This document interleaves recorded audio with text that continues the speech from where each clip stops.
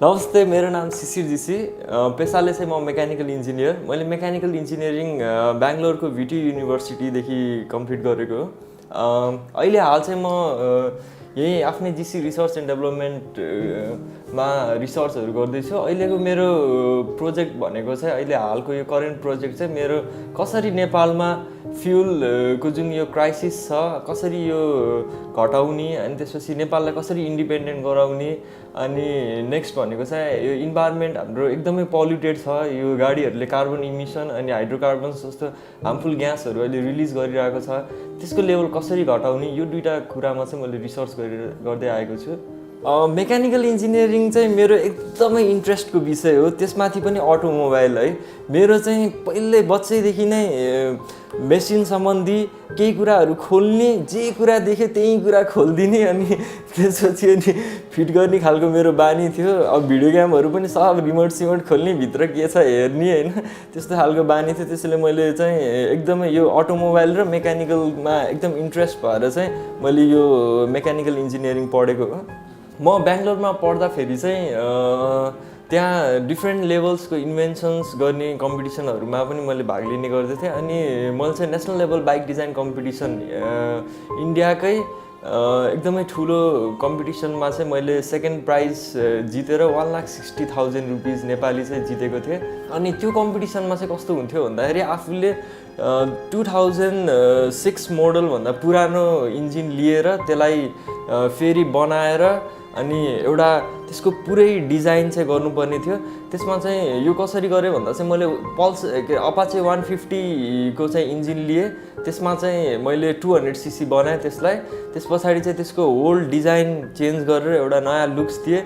त्यस पछाडि अनि त्यसमा चाहिँ एक्स्ट्रा सिस्टमहरू चाहिँ रिमोटदेखि स्टार्ट हुने अनि रिमोटदेखि अफ हुने, अनि भेहिकल लेफ्ट टर्न गर्दाखेरि चाहिँ टर्निङ लेफ्ट भन्ने, राइट टर्न गर्दाखेरि टर्निङ राइट भन्ने, अनि कसैले आएर लक गरेर छोडेछ भने चाहिँ कसैले आएर भेहिकल छोयो भने चाहिँ please don't touch the vehicle भन्ने खालको एउटा मेसेज दिने खालको त्यो गराएर चाहिँ अनि मैले सेकेन्ड प्राइज जितेको थिएँ, जुन चाहिँ 1,60,000 नेपाली रुपिज थियो।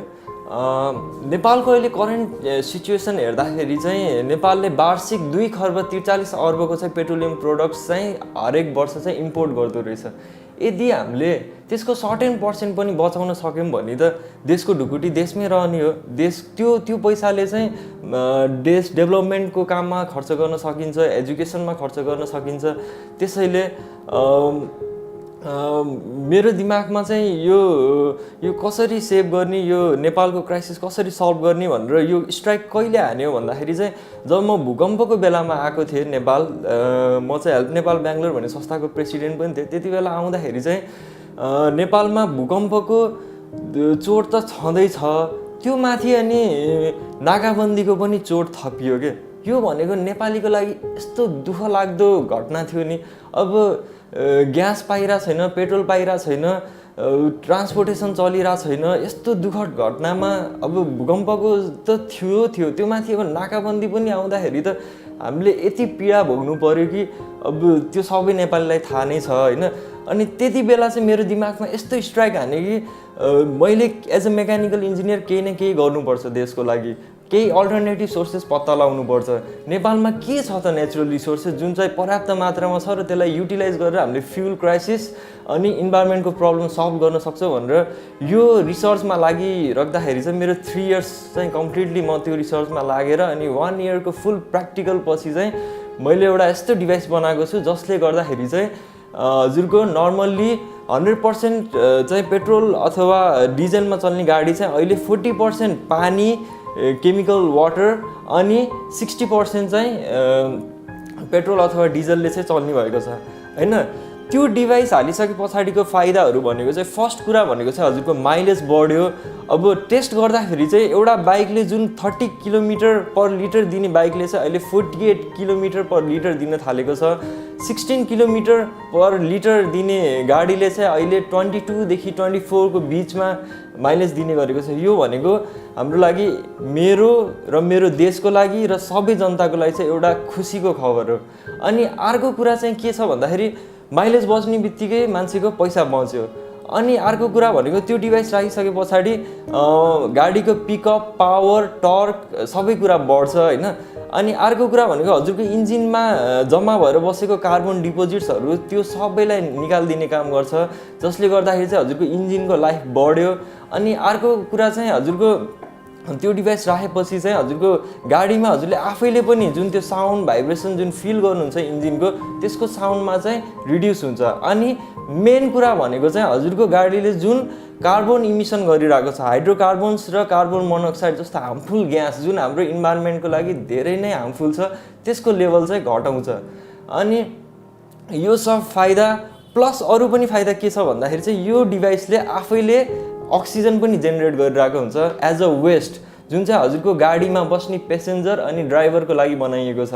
उहाँहरूले चाहिँ फ्रेस अक्सिजन चाहिँ गाडीभित्रै पाउने हुनाले चाहिँ उहाँहरूको स्ट्रेस अनि त्यसपछि हजुरको दिमागको चाहिँ कामनेस गर्ने खालको जब पर्याप्त मात्रामा अक्सिजन पाइन्छ तब हजुरहरूलाई थाहै छ हाम्रो बडीले कस्तो कामनेस फिल गर्छ भन्ने कुरा होइन।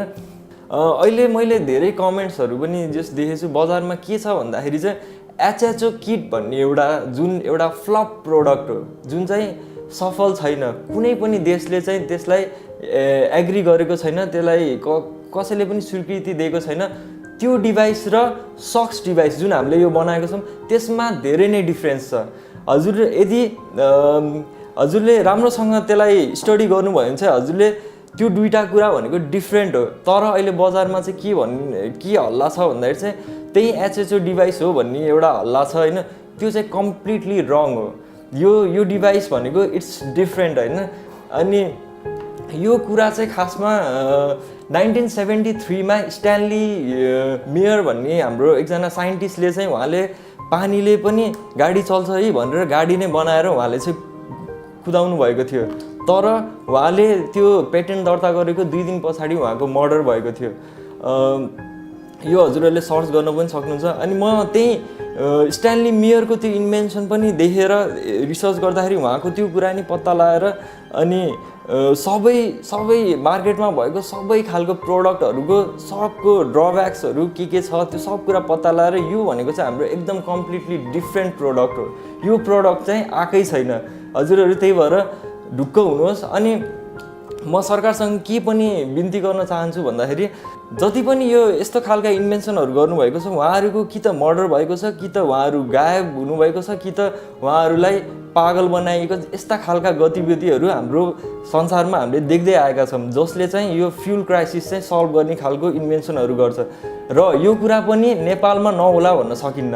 त्यसैले म हरेक नेपाली जनतालाई म के भन्न चाहन्छु भने प्लिज यो कुरालाई सपोर्ट गर्नुहोस्। यो भनेको पोजिटिभ कुरा हो। यो भनेको देशलाई एकदमै फाइदा हुने कुरा हो। मलाई मात्रै नभएर मलाई, हजुरलाई, देशलाई सबैलाई फाइदा हुने कुरा हो।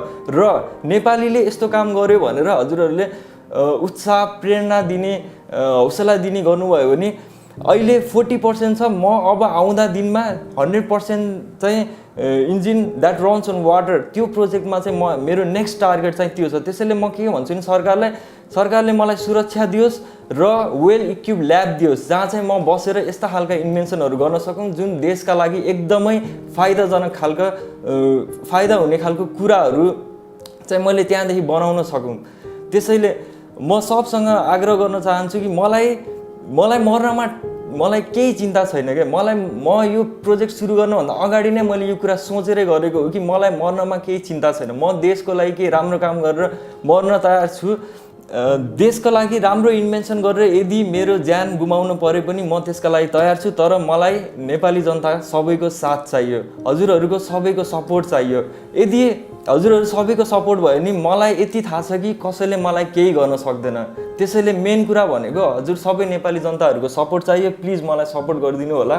एचएचओ किट र यसमा के डिफ्रेन्स छ भन्दाखेरि चाहिँ एचएचओ किटमा चाहिँ पानी चाहिँ एचएचओ ग्यास बनेर दुइटै चाहिँ एउटा मिक्सचर अफ एचएचओ ग्यास भन्छ त्यसलाई होइन। एचएचओ ग्यास बनेर चाहिँ त्यो चाहिँ इन्जिनमा जाने हो। त्यो भनेको चाहिँ इन्जिनको लागि धेरै नराम्रो कुरा हो। जब एचएचओ ग्यास चाहिँ इन्जिनमा जान्छ तब पिस्टनमा चाहिँ डटेडहरू देखिने अनि इन्जिनमा चाहिँ फल्टहरू देखिने त्यस्तो खालको चाहिँ समस्याहरू आएको छ। तर यो डिभाइसमा चाहिँ के हुन्छ भन्दाखेरि वाटर चाहिँ प्योर हाइड्रोजनमा कन्भर्ट हुन्छ र अक्सिजनमा कन्भर्ट हुन्छ डिफ्रेन्टली।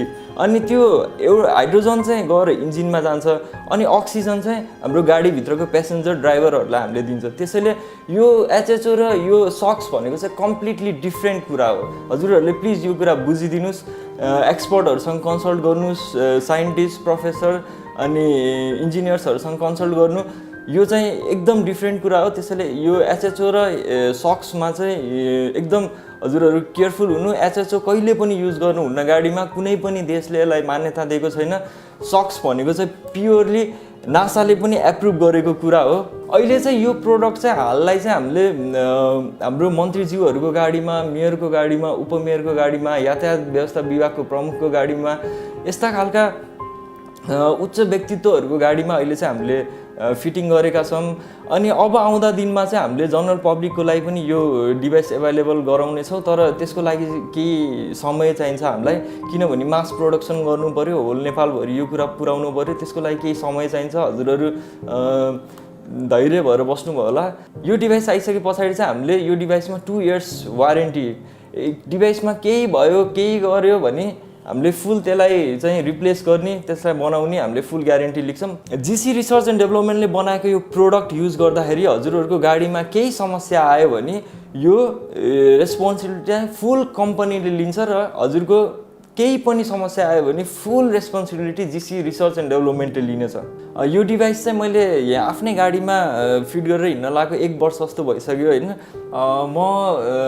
म विदेशमा हुनुभएको हाम्रो दिदीभाइ अनि दाजुबहिनी सबैलाई म के आग्रह गर्न चाहन्छु भन्दाखेरि हजुरहरू विदेशमा हुनुहुन्छ, उच्च शिक्षा हासिल गर्न जानुभएको छ, गर्नुहोस्। त्यहाँदेखि राम्रो प्रगति गरेर धेरै कुरा सिकेर चाहिँ नेपालमा फर्केर नेपाललाई चाहिँ डेभलप हुने खालका कुराहरू चाहिँ यहाँ ल्याउनु पर्छ।